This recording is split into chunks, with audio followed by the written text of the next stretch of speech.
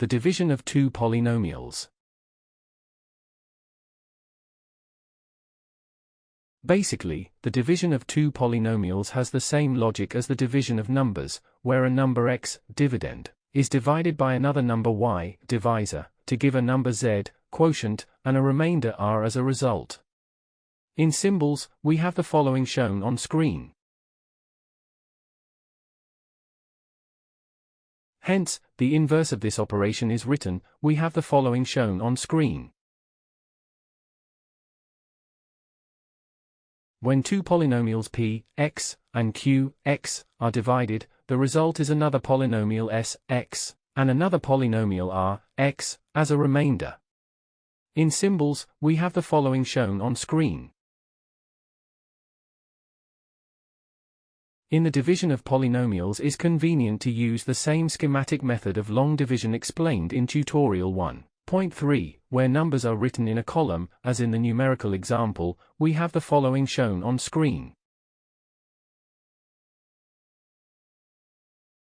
The easiest case in the division of polynomials is the division without remainder, where after multiplying the result, quotient, and the divisor gives the original polynomial, dividend.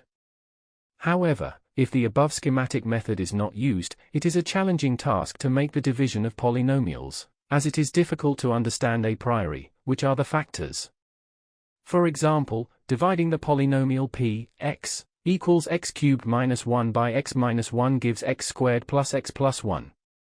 This is because x cubed minus 1 equals x minus 1, x squared plus x plus 1. We can make this operation by using the long division method as follows. We have the following shown on screen.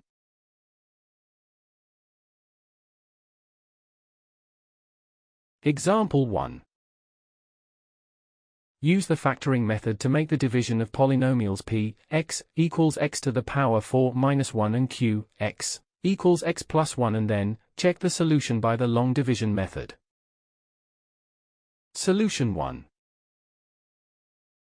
Applying twice the third algebraic identity a squared minus b squared equals a minus b, a plus b, and then expanding one part of the expression obtained using the FOIL rule, yields, we have the following shown on screen.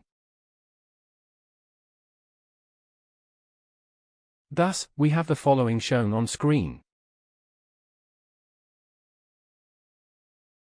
Hence, we have the following shown on screen. Now, let's verify the result obtained through the long division method. We have the following shown on screen. It is not always possible to obtain a new polynomial when dividing two polynomials. Sometimes the only thing you can do is to shorten the expression obtained. In some other cases, there may be some sort of simplification, but without being able to remove the fraction. Let's consider an example to clarify this point. Example 2. Calculate p, x, over q, x, if p, x, equals x squared minus 3x plus 2 and q, x, equals x squared minus 2x plus 1. Solution 2. We have the following shown on screen. Likewise, we have the following shown on screen. Hence, we have the following shown on screen. Simplifying by x minus 1, for x not equal to 1, yields, we have the following shown on screen. That is all for lesson 11.2.7. To continue this tutorial, please watch 11.2.8, The Power of Polynomials. Thank you for watching. Make sure to like and subscribe to keep up to date with new videos. For more information, calculators, and tutorials, please visit www.icalculator.info.